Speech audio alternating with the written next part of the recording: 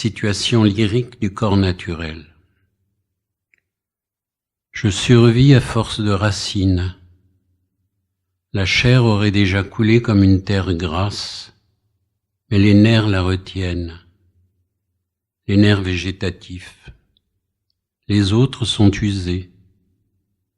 Quelle floraison blanche autour des eaux, avec d'épaisses touffes flexibles qui se nouent, tandis que pâlissent les algues que de longues marées viennent plaquer contre les dernières vertèbres. L'eau est lourde et amère, ma soif dévale le canal de la moelle, roulant tout l'imbuvable qui racornit ma gorge. Le silence plane entre les épaules et la mer, c'est le prélude à une nouvelle aspiration des profondeurs.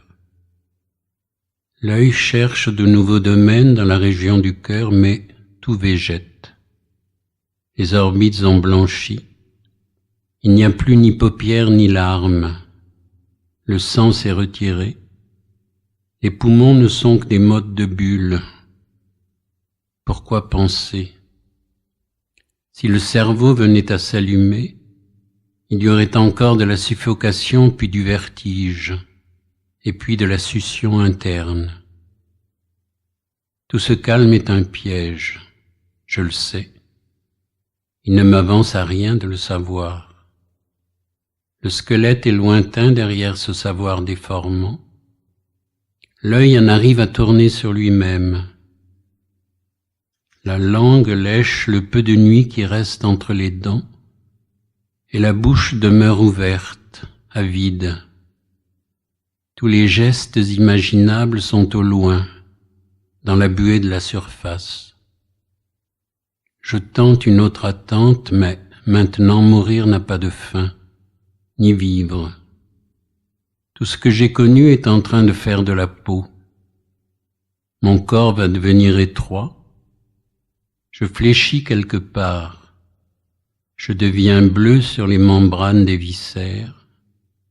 Je grimpe à l'arbre des vertèbres. Dans mon crâne trop sec, des perceptions poudroient. Elles s'anéantissent l'une l'autre à toute vitesse. Je suis plein de pelotes d'aiguilles. Il faudrait recompter les jointures, refaire le squelette. Il est trop tard. J'assiste à l'érosion, insoucieux d'ailleurs que tout en moi devienne sable dans les marais du ventre. Et cette mer sans origine, qu'importe. Passer non plus n'a pas de fin. Minute passée, goutte à goutte. Est-il vrai que la pluie n'ajoute ni n'enlève rien à la mer? Oui et non. Toujours oui et non. Les yeux tournent. Dedans égale dehors et dedans, il y a dehors. Avais-je 8 ans ou 1000 ans hier? Peut-être l'un et l'autre. Trop de cercles à l'intérieur des eaux, trop de chiffres sur mon arbre. Je ligote mes phalanges comme du bois sec en attendant cette peau neuve.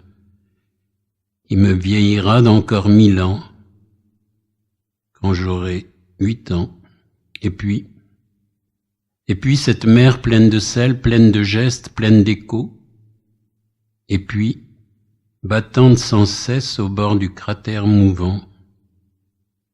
Je ne peux pas tenir le registre des cellules, je ne peux pas. Mais les visages, combien de visages, combien dissous dans la mer ou bien gravés dans les couches de l'os. Il n'y a qu'à regarder l'horizon, avec la chaîne des dents, avec la langue sur laquelle clapote le temps. Mais déjà les algues deviennent racines, les racines deviennent arbres, les feuilles tombent à travers mes yeux et plus tard repoussent dans mon corps. Les visages s'accumulent, demain et hier, inexorablement. Mon squelette blanchit, mais la grille des côtes, en coulant dans le sable, appelle un autre corps.